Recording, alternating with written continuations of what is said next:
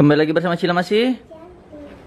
Jadi hari ini Cila mau ambil rapot. Iya. Terus juga kita bakal ngejawab pertanyaan dari teman-teman yang ada di Instagram ataupun YouTube. Oke, Cil? Pak Amit. Pak Amit. Nanti bersihin taman ya Pak Amit. Ya, nanti sama siram bunga ya. Sama siram bunganya. Ya, pergi dulu. Masih pamit. Ya. Cila, sekarang udah di. Mari main, ayo lari. Tuh Cila langsung main. Nah, ini sekolah Cila di apa dalamnya tuh tempat mainnya. Tuh. Nah, setiap nunggu nih aku selalu inilah, agak susah ya. Karena kursi ini.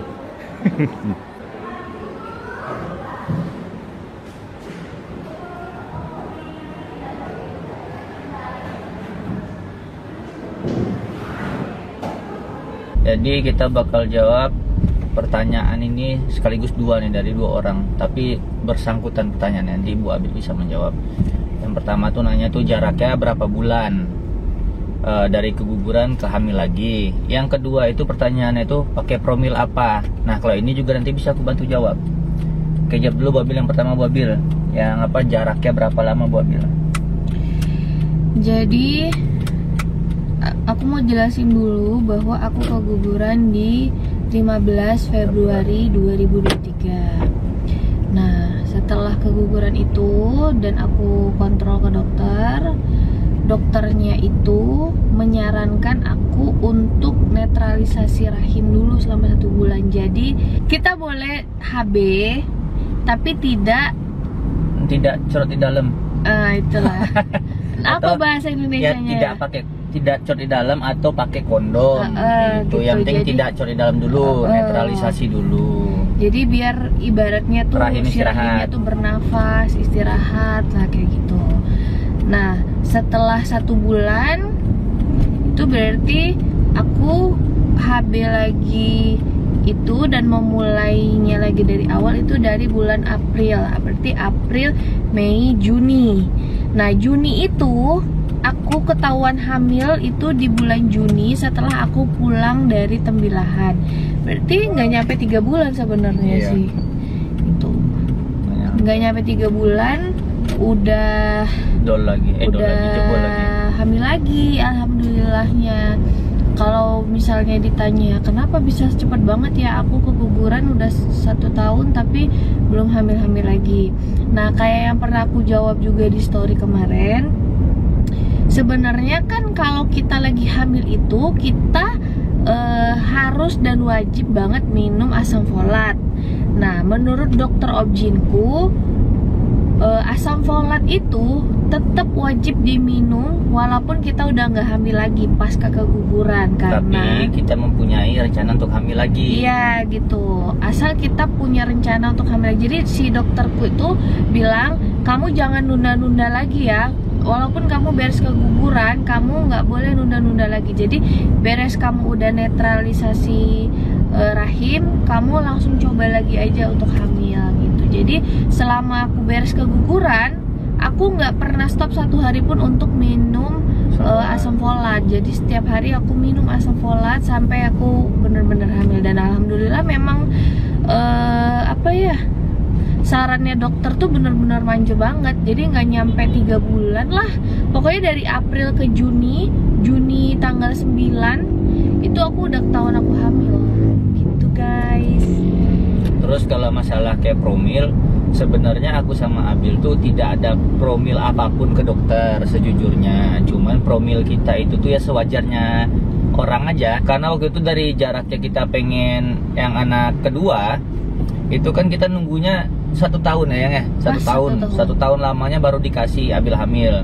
Nah itu tuh udah dari 8 bulan nggak hamil itu aku udah mikir tuh, oh ini ada yang salah sama hidup aku gitu kok. Mungkin jadi kualitas sperma aku nggak bagus ya. Aku mikirnya kayak gitu. Belum tes emang pengen tes waktu itu, cuman keburu hamil Abilnya pas udah 1 tahun. Jadi dari situ tuh aku ya introspeksi diri. Oh mungkin nih gaya hidup aku nggak sehat. Nah ternyata makan aku itu nggak bagus teman-teman. Aku tuh sering makan di luar ya. Sering makan di luar, terus sering makan junk food, makan makanan yang nggak bersih lah segala macam. Terus juga lemak di badan aku jadi banyak waktu itu kan. Nah akhirnya aku memutuskan untuk makan makanan di rumah aja, lebih bersih. Jadi Abil setiap seminggu sekali pasti ungkep apa bahasanya, ungkep tuh? Ya ungkep ya, diungkep ayam misalkan berapa puluh potong gitu. Nah itu buat aku seminggu tuh. Nah kayak gitu. Nanti ketika aku mau makan, nah itu tinggal digoreng. Nah jadi makan aku tuh setiap hari itu sampai sekarang, teman-teman.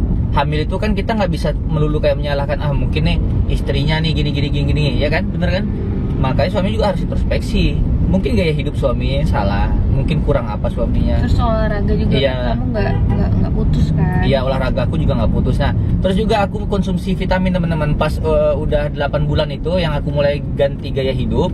Nah aku juga konsumsi vitamin. Contohnya apa? Aku tuh masukin tribulus, aku tuh masukin zinc, multivitamin yang banyak mendukung untuk kualitas sperma lah, yang gitu-gitulah. ZMA lah intinya. Nah kalau dari Bu Abil gimana, Bu Abil? Kalau dari Abil sih, selama proses kehamilan yang pertama, yang kedua, yang keguguran itu tuh sama minum asam folat, cuman telat. Bukan, minum asam folatnya tuh nggak teratur, nggak setiap hari, masih lupa aku besok aja gitu-gitu. Jadi masih terlalu santai lah. Lagian kan kita maksudnya walaupun kita pengen anak kedua waktu itu kita belum terlalu ngebet banget gitu, just sedikasih Allah aja gitu. Nah tapi yang dari hamil kedua ketiga ini, maksudnya setelah dapat saran dari dokter, dapat masukan dari dokter, aku jadi minum setiap hari tuh si asam folat, karena memang ternyata asam folat itu penting banget untuk kesuburan perempuan. Untuk misalnya yang pengen program hamil itu tuh dianjurin banget untuk minum asam folat. Terus makan makanan yang sehat, nggak perlu makan makanan yang mahal atau kita catering makanan sehat, nggak perlu. Makan aja sayur nggak perlu gimana direbus aja, makanan yang kita masak sendiri. Terus aku juga olahraga, walaupun olahraga aku nggak berat, cuman 2 kali seminggu paling banyak. At least itu aku ada bergerak, mengeluarkan keringat untuk olahraga gitu. Nah itu tadi benar yang Abi bilang. Nah kadang orang banyak menyepelekan masalah makanan. Kadang banyak orang tuh kayak dia susah hamil tapi makan makanannya itu tetap makan makanan di luar gitu, kotor. Aku bukan menyalahkan makan di luar ya, cuman kita nggak bisa percaya makan makanan dibikin orang, menurut aku ya. Karena kalau makanan dibikin sendiri, kita tahu higienisnya gimana, cara bikinnya gimana, minyaknya seberapa, ininya seberapa, bla bla bla bla, seberapa tahu. Nah setelah aku merubah pola makan itu, nah itulah dapat, alhamdulillah. Makanya buat teman-teman, kalau misalkan lagi susah hamil segala macam, coba deh rubah pola makannya dulu aja. Rubah pola makannya, jangan makan makanan yang junk food, yang berlemak yang tinggi-tinggi. Apalagi kalau kalian jarang olahraga, terus makan makanan yang kacau, susah punya anak, yang berarti gaya hidupnya dirubah dulu. Karena kita nggak tahu kan, itu bentuk ikhtiar. Ya coba aja dulu rubah gaya makan, nah kayak gitu dulu ya. Itu aja sih program hamil kita, program hamil ini sih program hamil mandiri namanya. Satu lagi, betul. Kalian harus, yang perempuan ini, buat yang perempuan, kalian menurut aku wajib punya kalender kesuburan, karena di aplikasi itu udah banyak loh sekarang. Jadi kalau misalnya kita punya kalender kesuburan, kita itu bisa tahu kapan-kapan aja nih tanggal-tanggal subur yang cocok untuk HB itu di tanggal berapa aja. Kayak aku pakai aplikasi Flow. Jadi di Flow itu kita dikasih tahu tanggal-tanggal berapa aja yang kita itu di masa subur, dan ada satu tanggal di 1 bulan itu yang emang berpotensi paling tinggi banget untuk kita bisa hamil gitu. Jadi di tanggal-tanggal itu dianjurkan untuk HB. Begitu guys. Selama ini yang emang aku jalanin dan saya jalanin yaitu, dan alhamdulillah berbuahnya tuh hasil yang baik gitu. Gak HB itu apa, hemoglobin? HB tuh badan. Begitu.